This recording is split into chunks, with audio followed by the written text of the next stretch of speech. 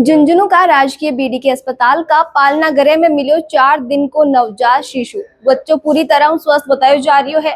फिलहाल बिना अस्पताल का ही एनआईसीयू वार्ड में भर्ती कर रखा है। वरिष्ठ शिशु रोग विशेषज्ञ डॉक्टर जितेंद्र भांबू बताया कि आज सुबह 7:45 पर हॉस्पिटल के पालना गृह को सायरन बाजो। सायरन बाजता ही इमरजेंसी में मौजूद चिकित्सा कर्मी दौड़कर पालना गृह में गया। बड़े जार देखा तो हरा तोलिया में लिपटो नवजात शिशु रखियो मिलो। नवजात ने तुरंत ले जा प्राथमिक उपचार दियो गयो। नवजात लड़को है। डॉक्टर विजय झाझड़िया बताया बच्चों पूरी तरह स्वस्थ है। जब मिलो हो तब थोड़ी डिहाइड्रेशन की दिक्कत थी। वे बताया कि नवजात के क्लैंप लगे हुए है। हरा तोलिया में नवजात लिपटो मिलो है। हिसाब से नवजात को जन्म अस्पताल में ही हुई है। डिलीवरी के बाद परिजन बिना पालना गृह में छोड़कर चला गया।